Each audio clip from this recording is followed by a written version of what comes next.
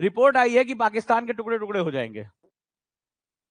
पाकिस्तान, उसमें बहुत फॉरेन की एक रिपोर्ट है कि पाकिस्तान एक फेल्ड नेशन है और आने वाले टाइम में पीओके भारत ले लेगा। यहां से 4 साल पहले कोई सोच नहीं सकता था, 5 साल पहले, क्योंकि हम अपना ही कश्मीर नहीं ले पा रहे थे, स्पेशल प्रोविजंस रखे हुए थे। दूसरा, बलूचिस्तान अलग हो जाएगा। तीसरा, सिंध के अलग होने के पूरे चांसेस हैं, इसको सिंधुस्तान कहा जाएगा आने वाले टाइम में। बलूचिस्तान अलग हो जाएगा और खैबर पख्तूनवा का जो इलाका है वो अफगानिस्तान ले लेगा, जिस पर लगातार वो दावा कर रहा है, क्योंकि वो पश्तून लोगों का इलाका है जिसकी मुख्य आबादी अफगानिस्तान में रहती है। तो आने वाले टाइम में वैल्यू, जो क्लैशेस ऑफ वैल्यूज है, यानी मूल्यों का टकराव बढ़ने वाला है। पाकिस्तान के पास जो पाकिस्तान लाहौर का क्षेत्र बच रहा है, पंजाब पाकिस्तान जो है, वही केवल उसके पास रहेगा। तो इंडिया अगर इस समय थोड़ा सा पुश मार दे तो आपको पता है पीओके में अब भारत की तरफ सेंटीमेंट आने लगी। भारत में बिजली है, सड़कें हैं, लोगों को दिख रहा है उन्नति हो रही है, लोगों को जॉब मिल रही, टूरिज्म है। और उधर कश्मीर का ही एक इलाका ऐसा जहां ना मेडिकल सुविधा है, ना बिजली है, कुछ भी नहीं है। तो अब वो लोग कह रहे हैं कि जैसे हमारे यहां होता था ना कि हम रेफरेंडम कराने की मांग करते हैं, पीओके में रेफरेंडम शुरू हो गए। पीओके में रेफरेंडम कि हम अब भारत के साथ जाना चाहते हैं।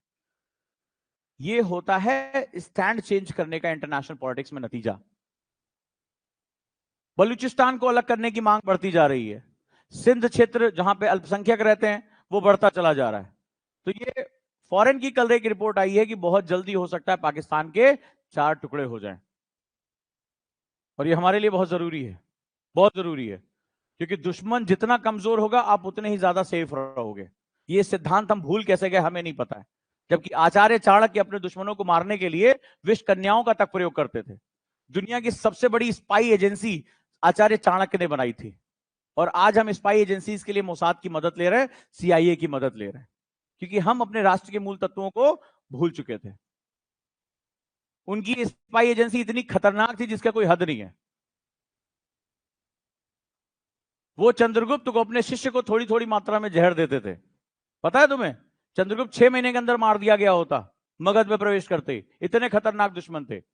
मगध साम्राज्य कोई छोटा मोटा साम्राज्य नहीं था। अमात्य राक्षस जैसे बहुत विश्वास पात्र और बहुत मेधावी लोग थे जो चंद्रगुप्त को 10 दिन भी टिकने नहीं देते, मार देते। आचार्य ने बहुत पहले ही उसको जहर दे देके कि कल को खाने में किसी ने जहर दे दिया, ये मरना नहीं चाहिए। इस स्तर की तैयारियां की थी आचार्य ने, तब जाकर वो अखंड भारत की नींव रख पाए थे। और हम उनसे सीखने की बजाय मैकियावली को ढूंढ रहे हैं कि भाई मिल जाओ तुम हमें। अरस्तु हमारा मालिक बना घूम रहा है, सोक्रेटिस हमारा आदर्श है। ये स्थिति हमारी, तो उसी का कारण है कि इस पे बहस हो रही है हमारे यहाँ। बताओ, और बहस में वो कह क्या रहा है, देश की जनता सुन क्या रही है? तो वही बात है, या तो हमें पता सब कुछ है, जानते हम कुछ नहीं कि बात क्या हो रही है। ये प्रिंसली स्टेट क्या था? तो अगर प्रिंसली स्टेट की बात मान रहे हो तो हमें हमारे सरदार पटेल की पूजा नहीं करनी चाहिए, हम उन्हें लौह पुरुष नहीं कहना चाहिए, क्योंकि यूनिफाइड आधुनिक भारत, जो यूनिफाइड इंडिया है, उसकी नींव किसने रखी है? लौह पुरुष ने रखी है। तो हम ये बहुत पैराडॉक्सियल जो है वो एक विश्व भ्रमण कर रहे हैं। ये व्यक्ति अपने न्याय के सिद्धांतों को स्थापित करने के चक्कर में राष्ट्र के सिद्धांतों की ऐसी तैसी कर रहा है, और किया इन लोगों ने। तो आप देखिए, आप लोगों को ये समझ में आना चाहिए कि एंटी इंडिया तत्व जो है वो बाहर से नहीं आ रहे, वो भारत में ही मौजूद है। वो मान के चल रहे हैं कि जो ब्रिटेन के लोग छोड़कर गए वो सबसे बड़ी थाती थी। वो इसी का सबसे पहले स्टेटमेंट इसी लीडर का है, वो इसी वकील का, कि जो नई आचार संहिता आई है, नई जो इंडियन पीनल कोड आया है, वो सही नहीं है। आपने पढ़ा होगा अखबारों में इनके आर्टिकल। अब सोचो कितने इंडियन जो सो कॉल्ड इंग्लिश फर्राटेदार बोल रहे हैं, जो वेस्टर्न माइंडसेट के साथ है, वो आर्टिकल पढ़ने के बाद, ओके, इतने बड़े सुप्रीम कोर्ट के वकील ने आर्टिकल लिखा है, उनके दिमाग में क्या चेतना आ रही होगी, अंदाजा लगाओ। और ये सालों से होता चला आ रहा है, सालों से ये होता चला जा रहा है। प्रोफेसर्स वही पढ़ा रहे हैं, आर्टिकल वही लिखे जा रहे हैं। तो एंटी इंडिया सेंटिमेंट्स बहुत डीपर हैं। हम सिर्फ राजनीतिक रूप से आजाद हुए हैं, और ये प्रूव है, ये प्रूव है। एक बगल में चाइना बैठा है, दुनिया, तुम कोई भी आप न्यूज़पेपर उठा के देख लो जिसने चाइना के खिलाफ, चाइना ने तिब्बत में डेमोग्राफिक चेंज करके दिखा दिया और किसी ने चू बोला हो, तुम एक पेपर खोल के मुझे दिखा दो। आपको तो पता भी नहीं चला होगा कितने लोग वहां मार दिए गए, कितने लोग शिफ्ट कर दिए गए। तिब्बत के सारे रिसोर्स को चाइना यूटिलाइज कर रहा है अपने लिए। आपको इसके बारे में कानो कान खबर नहीं है। इंडिया में बेवजह की न्यूज बना देते हैं, फेक न्यूज उठा के बना देते हैं, जो है नहीं उसको भी दिखा देते हैं कि देखो गोली वोली चल गई, फलाना हो गया। एडवाइजरी जारी हो रही है, चाइना के खिलाफ एडवाइजरी जारी करके दिखा दो, चाहे तुम्हारी एड और वाइजरी सब दोनों अलग अलग कर देगा। वो इतना पावरफुल है क्योंकि वो ये सिद्धांत जानता है जो हमें महाभारत ने बहुत पहले सिखा दिया था, डिस्क्राइब ए नेशन इनेबिलिटी और unwillingness to do what it is necessary.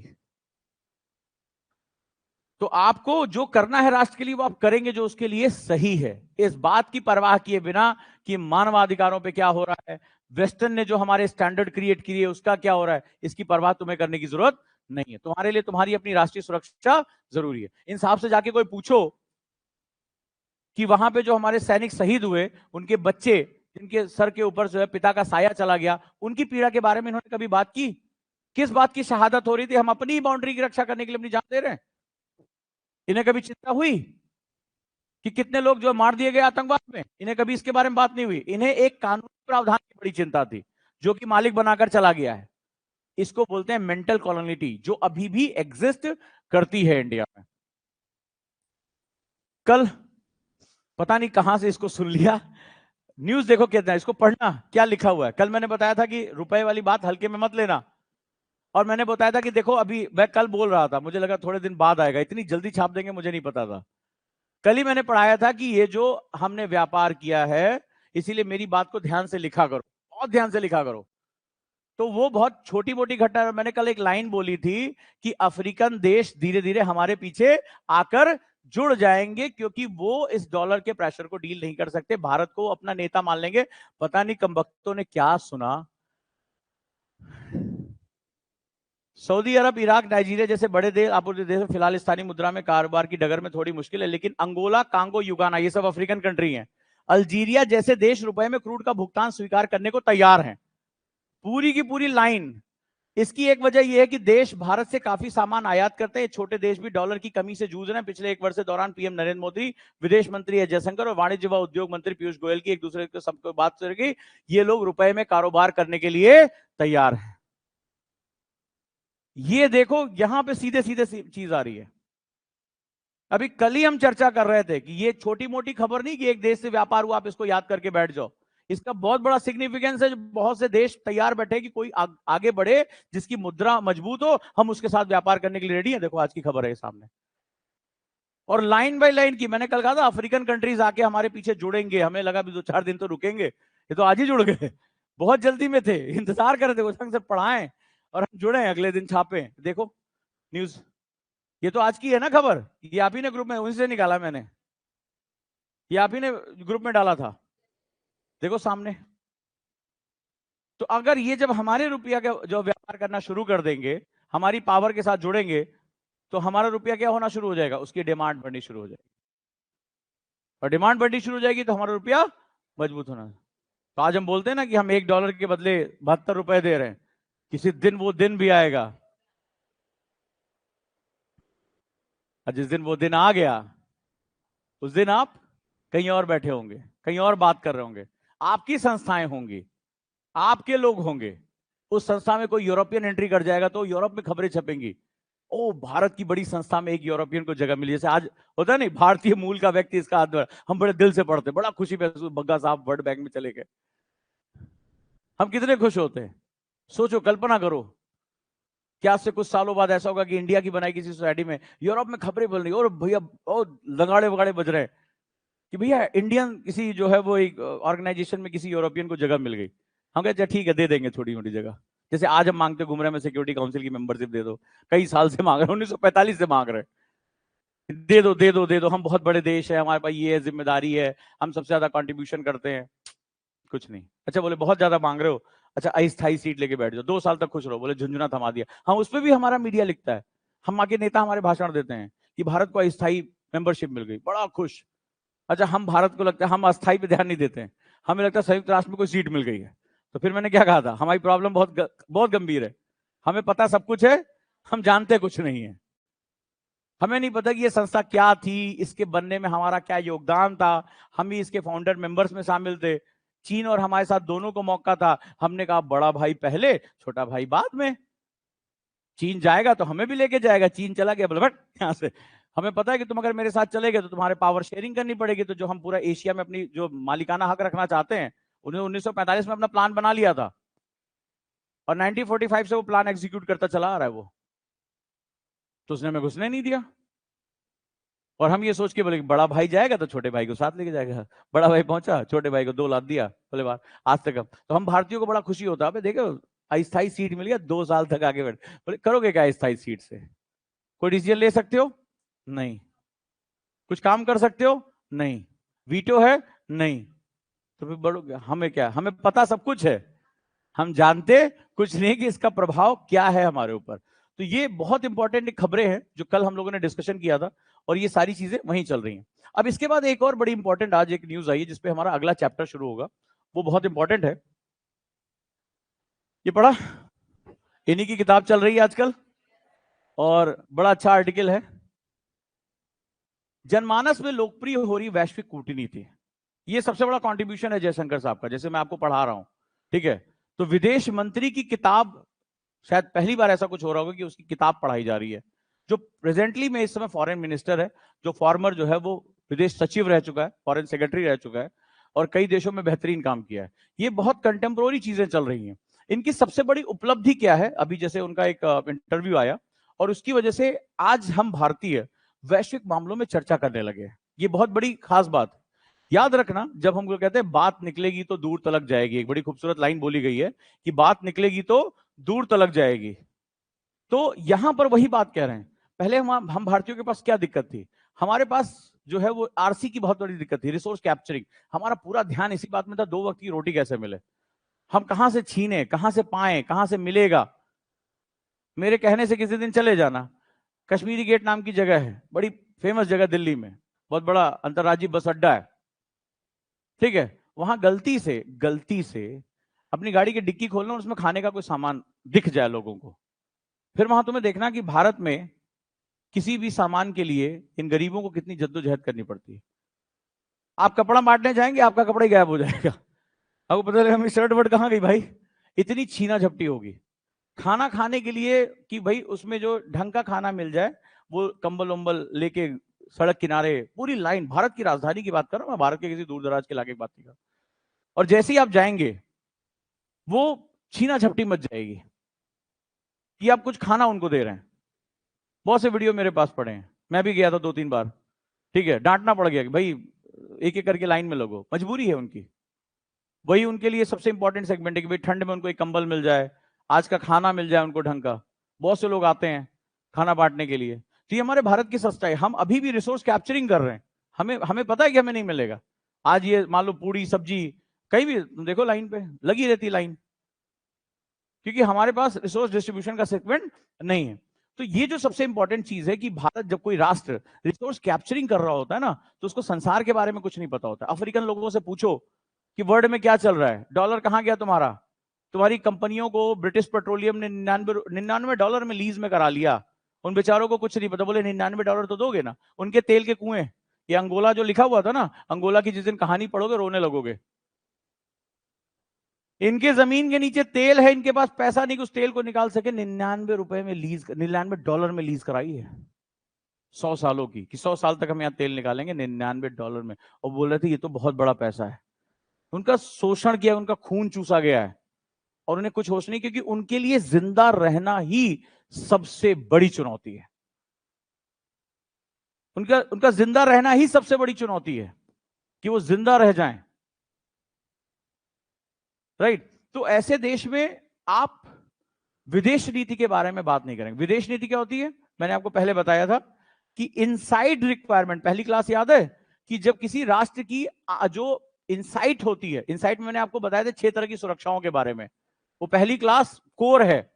मैंने आपको बताया था किसी राष्ट्र को 6 सुरक्षाओं का सामना करना पड़ता है, जिसमें पहला होता है नेशनल सिक्योरिटी, कोई कंप्रोमाइज नहीं, राष्ट्रीय सुरक्षा से कोई समझौता नहीं। दूसरा मैंने बताया था इंटरनल सिक्योरिटी, आंतरिक सुरक्षा। तीसरी, अब भारत के लिए एनर्जी सिक्योरिटी, ऊर्जा सुरक्षा, जिसके बारे में कल मैं चीन के मलक्का डायलेमा की बात कर रहा था। वो मुझसे हमसे लड़ता ही इसी बात पे है, उसको लगता है कि भारत जब चाहे तब मलक्का संशय पे उसका गला दबा देगा, एनर्जी सिक्योरिटी रोक देगा। क्योंकि जब कोई राष्ट्र प्रगति करता है तो उसको किस चीज की जरूरत होती है? एनर्जी की। उसके बाद आ गई फूड सिक्योरिटी, जो कभी हमारे 1965 से पहले हमारे लिए टॉप पर ये थी, फूड सिक्योरिटी। इसके बाद लिवलीहुड सिक्योरिटी, आजीविका सुरक्षा, ये रोजगार, स्वरोजगार, एंटरप्रेन्योरशिप। और इसके बाद एक नई चीज आ गई है, कितने पहले पढ़ाया था, तब ये पहाड़ दरक नहीं रहे थे, तब ये कालका शिमला रेलवे हवा में नहीं थी, समझ रहे हो, वो हेरिटेज थी, कितने सालों से अपनी जगह थी, कुछ समय के अंदर हमने उसको, हमारे पहाड़ इकोसिस्टम डिस्टरबेंस का सामना कर रहे हैं।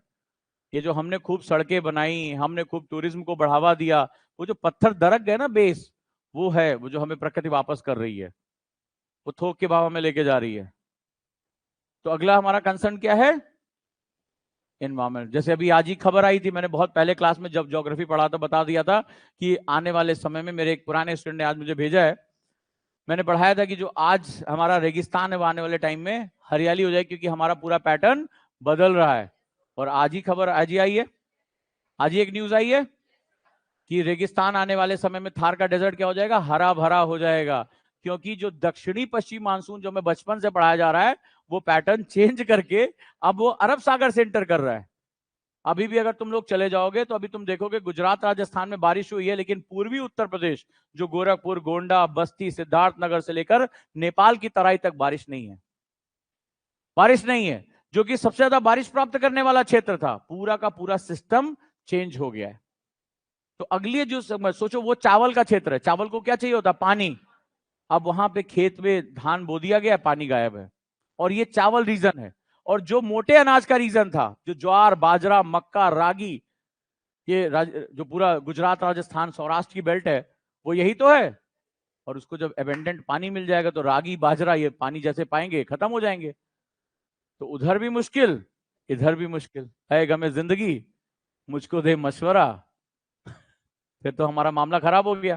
तो ये जो चीज है ये बड़ी खतरनाक हो जाए तो तुम सबसे बच जाओगे, प्रकृति से कहां बचोगे, क्लाइमेटिक चेंजेस। तो अब किसी भी राष्ट्र के सामने ये सबसे बड़ी जो है वो दिक्कत। कल आपने देखा जर्मनी में फ्रैंकफर्ट का पूरा एयरपोर्ट डूब गया, कोई नहीं बच रहा इससे, जहां बर्फ गिरी, इतनी बेहिसाब बर्फ गिरी कि मकान के मकान दब जा रहे हैं, जहां बारिश हो रही है इतनी भयानक, जर्मनी जैसा विकसित राष्ट्र अपने एयरपोर्ट को नहीं बचा पाया, पूरा का पूरा डूब गया, ये हालत है।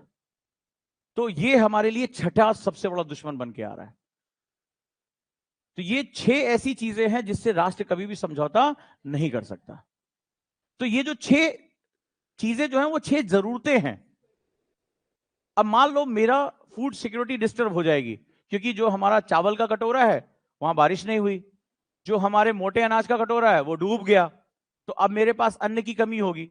मैं अपने राष्ट्र की सुरक्षा के लिए मैं कहीं ना कहीं तो निकलूंगा चावल खरीदने के लिए। अभी आपने, भारत ने कल क्या किया, जो नॉन बासमती राइस है उसके एक्सपोर्ट पे बैन लगा दिया, कल की खबर है ये।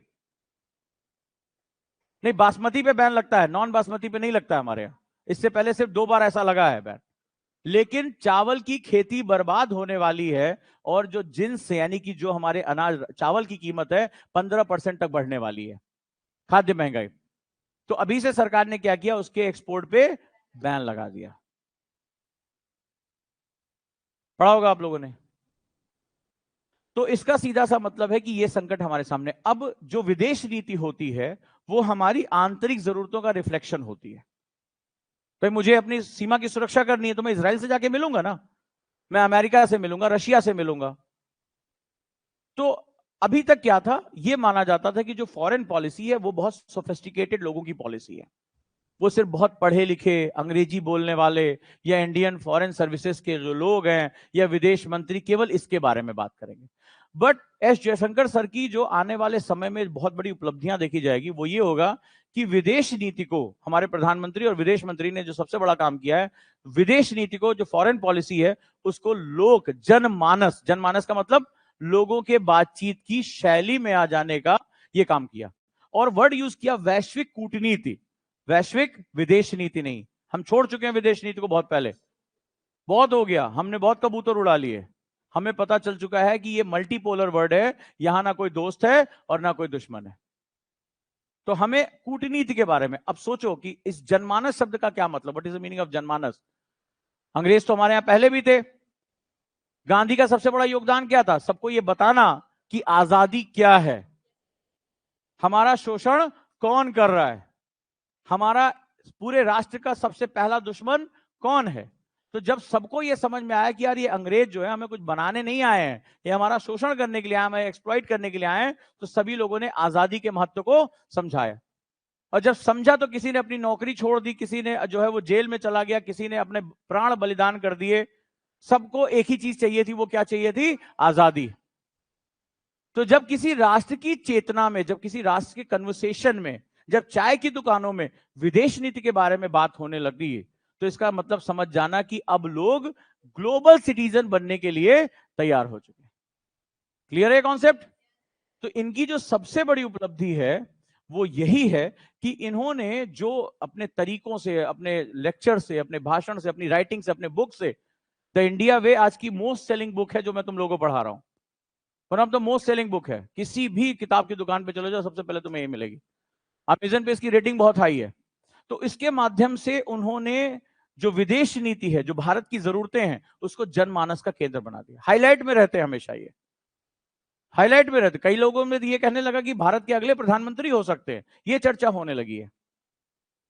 बुक्स लिखते हैं, आर्टिकल सोशल मीडिया पे चले जाते हैं, पॉडकास्ट में चले जाते हैं। अभी आपने देखा एक जाने माने पॉडकास्ट में भी चले गए, जबकि जनरली मैंने किसी विदेश मंत्री को किसी प्राइवेट पॉडकास्ट में बैठते हुए नहीं देखा है, क्योंकि इनको सोशल मीडिया की पावर पता है। इनको पता है कि हमारा यूथ उसको देखता है और हमारे यूथ को लिटरेट किया जाना है कि भारत की विदेश नीति क्या है, ताकि वो उस पर गर्व करे, उस पर कॉन्ट्रीब्यूशन कर सके, उसको समझ में आए कि हमारे लिए क्या अपॉर्चुनिटीज आने वाली हैं। और जब उसको ये बात पता चल जाएगी तो वो उसके लिए खुद को तैयार कर पाएगा। क्लियर है? तो ये इसका सबसे, और एक बहुत इंपॉर्टेंट लाइन है, अंतरराष्ट्रीय कूटनीति का स्वर्णिम युग। कूटनीति वर्ड बार बार, स्ट्रैटेजी वर्ड यूज कर रहे हैं, फॉरेन पॉलिसी वर्ड हम यूज नहीं कर रहे, क्योंकि वो हमारा ढांचा है, लेकिन वर्किंग क्या है वो कूटनीति है। और कह रहे हैं कि बेस्ट टाइम है हमारा, स्वर्णिम युग का मतलब गोल्डन एरा है, जहां सब कुछ किसके पक्ष में जाता दिखाई पड़ रहा है? भारत के पक्ष में। अब भारत बैठा, विदेश नीति में भारत इंतजार करेगा। भारत तो कहता है कि no first use policy, neighbours first policy, कि हमारा पड़ोसी सबसे पहले, हम बाद में हैं। हथियार हमारे हैं लेकिन हम इस्तेमाल नहीं करेंगे। न्यूक्लियर डिटरेंट की बात करता है, न्यूक्लियर प्रोलिफिकेशंस की बात करता है, मतलब वो सब किनारे कर दो।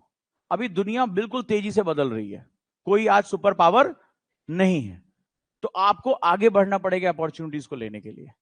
आपको इस बात की चिंता नहीं करनी पड़ेगी कि यूक्रेन को हम G20 में बुलाएं कि ना बुलाएं। आज देखा पड़ा, एक छोटी मोटी बात नहीं है। आज हमें इससे मतलब नहीं कि नाटो उसके साथ बैठा हुआ है यूक्रेन के साथ। आज हम डिसाइड कर रहे हैं हम किसको बुलाएंगे और किसको नहीं। हम निकल चुके हैं उस अतीत के साये से कि कहीं वो भैया बुरा ना मान जाए, कहीं भाभी बुरा ना मान जाए। ये हो गया हमारा, बहुत गया। हम क्या चाहते हैं, हम दुनिया को बताना चाहते हैं। अमेरिका कह रहा है कि नहीं आप यूक्रेन का साथ दीजिए, बोले हम दे रहे हैं, हम बिल्कुल, हम पूरा। हाँ भाई बेटा टेंशन ना लो, हमसे पूछ के थोड़ा लड़े थे, अब लड़े तो, लेकिन हम तुम्हारा आत्मिक साथ है। लेकिन रशिया से हम तेल खरीदेंगे, क्योंकि लड़ाई तुम्हारी है, हमसे उससे क्या लेना देना। हम अपनी एनर्जी सिक्योरिटी लेके चले। पता चला तुम्हारी लड़ाई में हम सिद्धांतिक रूप से बैठ जाए। हमारे देश में बहुत से लोग हैं, भारत को यूक्रेन का साथ देना चाहिए। क्यों साथ देना चाहिए? क्यों साथ देना चाहिए? हम जाए लड़ जाए, हम भी घुस जाए। जिसने कहा था युद्ध करो, नाटो ने कहा था, अमेरिका ने कहा था लड़ो यार, हम पैसा तुम्हें दे रहे हैं। बाद में सब चिंदी चोरी चले आए, बोले चंदा लगाओ, हाँ यूक्रेन लड़ रहा है, पैसा चाहिए, कितना देगा? अरे यार है ही नहीं हमारे पास तो। यार वो कल कोई लेके चला गया, तो चिल्लर जोड़ जोड़ के पैसा दे रहा है उस बेचारे को, और वो इस चक्कर में लड़ गया जेलेंस्की, वो रशिया से लड़ गया। उसको आगे से बढ़ाया, बोले जाओ यार तुम लोग लड़ो, तुम लड़ो, हम तुम्हारे साथ, हम तुम्हें पैसा देंगे, हथियार देंगे। वो इस चक्कर में लड़ गया। पढ़ना कभी यूक्रेन की स्टोरी। और जैसे वो आगे बढ़ गया, बोले यार पैसा था तो, लेकिन मुझे लग रहा है कोई ले गया, उसको देने से मना। अब वो जाए तो कहां जाए? आप देखो कितना खूबसूरत शहर था, कितना खूबसूरत सा देश था यूक्रेन। रोज इधर बम उधर बम, ये होता है, फंसा ले उसको। तो वो चाह रहे भारत भी फंसे। तो भारत में अब हम उस डायलेमा से निकल गए। हम कह रहे हैं हमारे जो सही हम करेंगे। हमने कहा ना, जेलेंस्की ने हमसे पूछ के थोड़े लड़ा था, कि हमसे पूछा होता, फोन किया होता, बोले हम लड़े, तो हमने कहा होता लड़ो, तो हमारी गलती थी। लड़े तुम बेटा अपने मन से, और जब सुलझाने की बात आ रही है तो तुम हमसे कह रहे हो तुम सुलझाओ, अच्छा हम बुरे बन जाएं। तो हमें जहां लग रहा है कि हमारे लिए जो जरूरी है हम वो करेंगे, हम वो करेंगे। और यही एक संप्रभु राष्ट्र यानी सोवरेन कंट्री की पहचान होती है। चलिए, तुम लोग रोकते रोकते नहीं हो यार। हाँ, इतना टाइम हो जाता है। हाँ,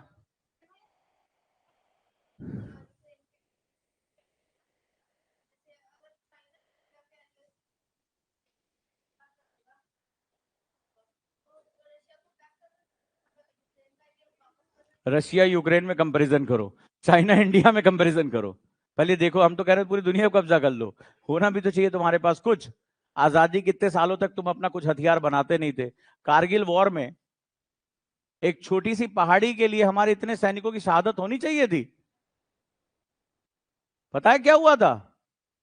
दुर्गम पहाड़ियां हैं, हमारे पास अपना जीपीएस सिस्टम नहीं था, जीपीएस अमेरिका के पास है। हमने कहा कि हमें दुश्मन का लोकेशन ट्रैक करना है, हमें आप दो। जबकि पाकिस्तान की हालत देखिए, उसने कहा था कि वो हमारे स्टेट के लोग नहीं है, वो आर्मी, उसने डिनाई किया था। परवेज मुशर्रफ उस समय वहां पे जो हेड था, उसने कह दिया कि ये हमारे लोग नहीं है, उसने अपनी ही सेना के लोगों को हमारे लोग नहीं कहा। उसके बावजूद हमने अमेरिका से मदद मांगी कि हमें लोकेशन दे दो।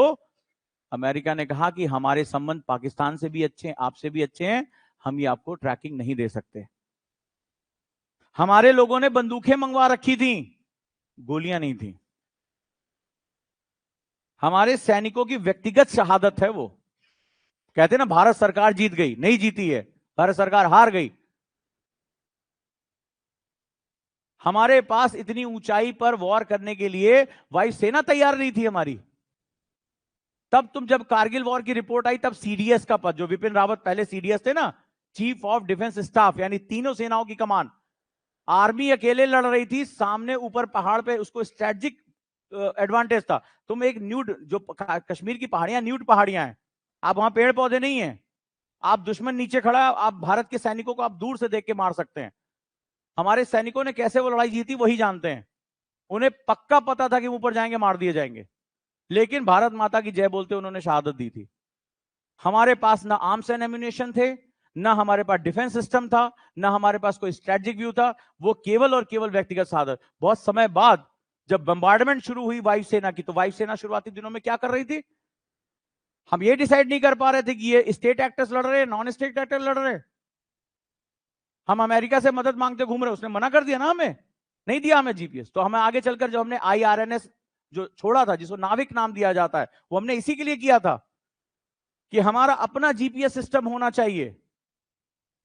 तब जाकर हमने जब मुंह पे तमाचा पड़ा है, तो हम ये, मुझे कोई पूछे कि 1947 से पहले हमारे देश में इतनी ज्यादा आर्म एंड एम्यूनिशन की फैक्ट्रीज थी, आजादी के बाद वो कहां चली गई? आज हमें एक बंदूक की गोली के लिए दूसरे देशों पे डिपेंड होना पड़ा, और उसने सीधे मना किया। पाकिस्तान और भारत दोनों हमारे मित्र हैं, अच्छे संबंध, इसलिए हम इस झगड़े में हस्तक्षेप नहीं करेंगे। तो आज भारत अगर यूक्रेन रशिया के बीच में हस्तक्षेप नहीं कर रहा, तो तुम्हारी क्यों जल रही है? तुम क्यों जो फोन करते हो, बाइडेन क्यों फोन करता है कि मोदी जी ही ऐसे व्यक्ति है जो झगड़ा रुकवा सकते, क्यों? तब तुम्हें नहीं समझ में आ रही थी। और जब उसका राष्ट्र का अध्यक्ष कह रहा है कि ये हमारे लोग नहीं है, उसने डिनाई कर दिया। जब हमने कारगिल में घुस के जब विजय प्राप्त की, तो उसने शवों को लेने से मना कर दिया। कोई राष्ट्र ऐसा है जो अपने सैनिकों का शव वापस लेने से मना कर दे? पाकिस्तान ने मना कर दिया था। तो भारत के सैनिकों ने सम्मान के साथ उनको जो है अंतिम विदाई दी थी। क्या आप बात कर रहे हो? अभी आपको इतिहास ही नहीं पता भारत का, और तुम चल रहे हो अक्साई चीन पे लड़ाई करने के लिए। तुम्हारे ना आर्म्स है ना एम्यूनिशन, तुम्हें बॉर्डर पे पहुंचने में 72 घंटे लगते हैं। चीन ने तिब्बत तक हाई स्पीड रेलवे लाइनें बिछा दी हैं। आज हम जब, अभी आपने कल देखा कि सबसे ऊंची सड़क का उद्घाटन हुआ है, बॉर्डर रोड ऑर्गेनाइजेशन ने, पढ़ा होगा आप लोगों ने, एक लेडी ऑफिसर की फोटो आई थी, आप लोग शायद नहीं देखते होंगे। अब हम मोटरेबल जो है रोड बना रहे हैं ताकि हम बॉर्डर तक पहुंच सके। हमारा आज से 8-10 साल पहले तक जो एवरेज टाइम था 72 घंटे था। अगर आज वॉर हो जाए, 72 घंटे के बाद हमारे आर्म्स एंड एम्यूनिशन पहुंचेंगे, 3 दिन बाद। और वॉरफेयर इतनी इंटेंस हो चुकी, 3 दिन के अंदर तुम अपना कितना हिस्सा खो बैठोगे तुम्हें अंदाजा भी नहीं है। तुम कहां जी रहे हो?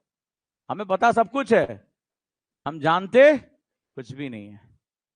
चाइना 24 घंटे के अंदर अपनी maximum arms and ammunition deploy कर सकता है। 24 घंटे के अंदर वो हमारी सीमाओं के अंदर पहुंच सकता है, और हम नहीं पहुंच सकते।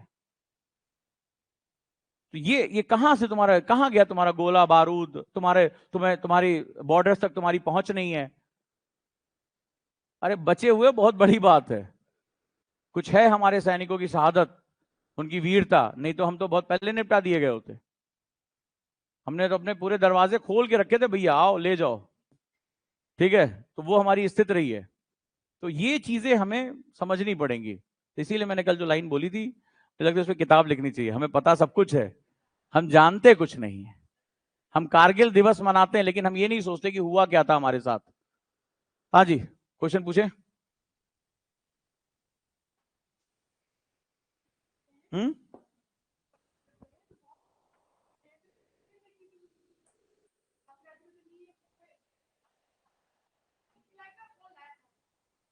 बता तो रहे ये कि वहां के जो राजा थे उनके साथ समझौता हुआ था, कश्मीर एनेक्सेशन हुआ था, मनाया जा रहा।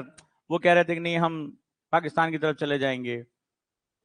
तुम्हें कहानी पढ़ना, एक सीरीज है, यूट्यूब देखते हो ना, प्रधानमंत्री करके एक सीरीज है, देख लेना। हालांकि उसमें बहुत मैनिपुलेट करके डाला गया है, लेकिन सच्चाई ये थी कि सरदार पटेल बोल रहे थे यार हमारा क्षेत्र है, हम कब्जा करें, तुम रेफरेंडम रेफरेंडम क्या खेल रहे हो।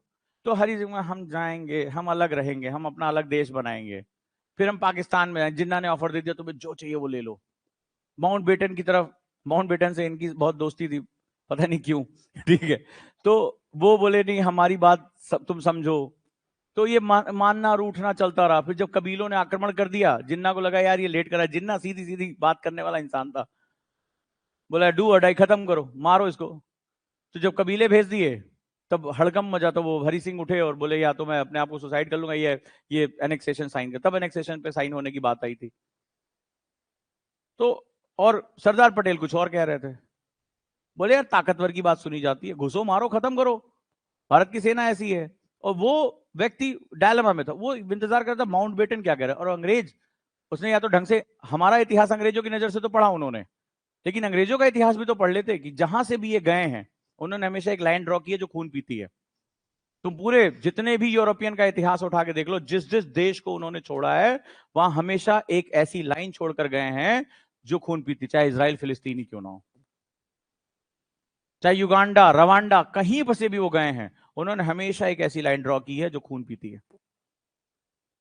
चाहे डूरंड, चाहे रेडक्लिफ, कोई भी लाइन उसने जो ड्रॉ की है वो हमेशा विवाद में ही रही है, ये बात याद रखना।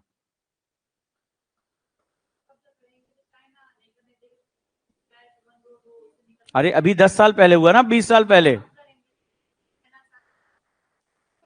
अब फंस गया। पाकिस्तान को यह बात पता थी कि वो ज्यादा देर तक पीओके को रोक नहीं पाएगा, तभी तो उसको फेल्ड नेशन कहा गया। तो उसने उठा के किसको दे दिया, चाइना ने 4.6 बिलियन डॉलर उसमें इन्वेस्ट कर दिए।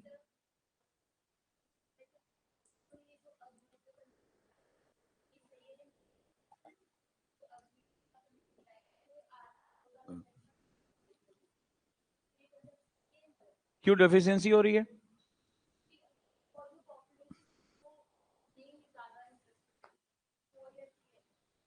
अब देखो इन्होंने क्या बोला कि जो पॉपुलेशन है वो बहुत ज्यादा आर्मी में जाने से जो है इंटरेस्टेड नहीं हो रही, इसी इंटरेस्ट के लिए तो बात कहा गया। तुम्हें पता है मेरे एक रिलेटिव सिंगापुर में रहते हैं, तो बड़ा अच्छा पैसा कमा रहे थे, बढ़िया फ्लैट व्लैट भी खरीद लिया, बहुत पैसा अच्छा खासा, सॉफ्टवेयर इंजीनियरिंग में थे।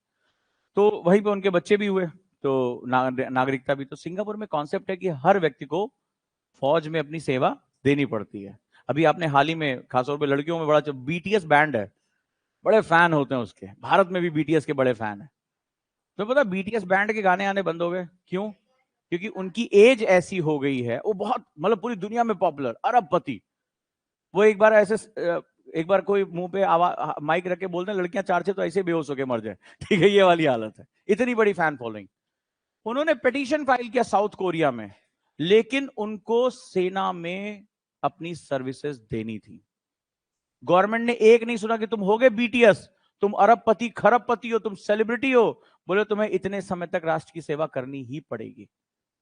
और अब आप देखिए, मैं मेरे बहुत क्लोज रिलेटिव है, मैं आपको बता रहा हूं, वो सिंगापुर छोड़ के अमेरिका चले गए क्योंकि उनका बच्चा बड़ा जब हुआ तो सर्विस 2 साल तक उन्हें सेना में देनी थी सिंगापुर के नियम के हिसाब से, और उनका बच्चा सेना में जाके सर्विस ना दे, इसलिए वो वहां से छोड़कर अमेरिका चले गए।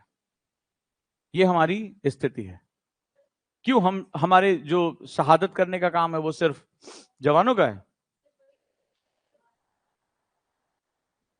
सेना का मतलब क्या है, सेना का मतलब समझो, सेना का मतलब होता है अनुशासन। जीने का तरीका। अमेरिका के ज्यादातर राष्ट्रपतियों के बारे में तुम पढ़ना, वो 2 साल के लिए जाते हैं। तुम्हारे तो 4 साल है, वो 2 साल के लिए, 1 साल के लिए होता है।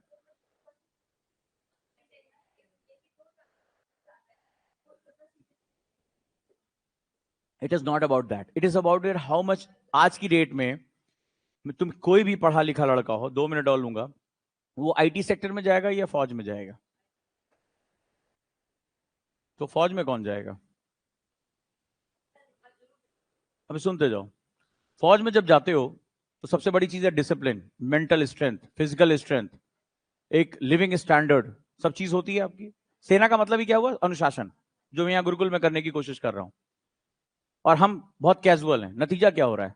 ओबेसिटी, मोटापा, हार्ट डिजीज, ठीक है, यूथ में ड्रग्स की प्रॉब्लम, नशे की लत, राज्य के राज। पंजाब के बारे में पढ़ना जरा, राज्य के राज, मतलब 1-2 क्षेत्र की बात नहीं, पूरे राज्य ही नशे में डूब चुका है,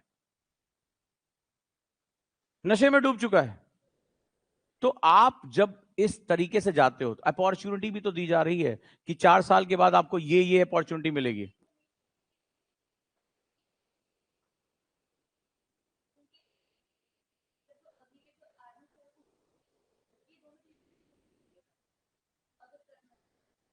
नहीं, आपको तो सबसे पहली बात यूथ को अट्रैक्ट करना है, सबसे बड़ी बात है। और आपके यहां चूंकि कोई बदलाव बड़ी मुश्किल से होता है, कई देशों में मैंडेटरी है ये। बीटीएस का एग्जांपल आज जाके नेट पे सर्च करना, बीटीएस के साथ क्या हुआ करके देखो, बवाल हो जाएगा। ये देखो यहाँ पे 370 हट गया, तो उसके लिए भी अब 2-3 साल खाली बैठे, बोले क्या करें, तो चलो केस फाइल करें। उसके पास भी, हमारे माननीय जो सुप्रीम कोर्ट है, उनके पास भी दुनिया भर के गरीबों की सुनवाई करने का टाइम नहीं है। यहां देखो टाइम ही टाइम है। वैसे कहेंगे 4 करोड़ के पेज पेंडिंग पड़े हुए हैं, लेकिन जैसे हाई प्रोफाइल वकील आता है, टाइम ही टाइम है, टाइम ही टाइम है। तो कैसे अंग्रेजी में बड़ी बड़ी बहस हो रही है, देखा करो। सवाल ये नहीं है, सवाल ये है कि हम राष्ट्र को किधर ले जाना चाहते हैं। ठीक है, हमारे यहाँ बदलाव का बहुत विरोध होता है। अभी जैसे कई बच्चे बोले, अरे सर सेमेस्टर वाला सिस्टम आ गया एग्जाम में। कई लोग बड़ा दुखी हैं। क्यों भाई? तुम्हें 6 महीने में एग्जाम देने में क्या दिक्कत है? साल भर बाद तुम्हारा असेसमेंट हो, तुम्हारा पापी हो गए तुम्हारे, तुम्हें साल भर बाद तुम्हारी चेतना जागृत 6 महीने में जाग तो जाएगी कम से कम। So it is not bad, it's very good.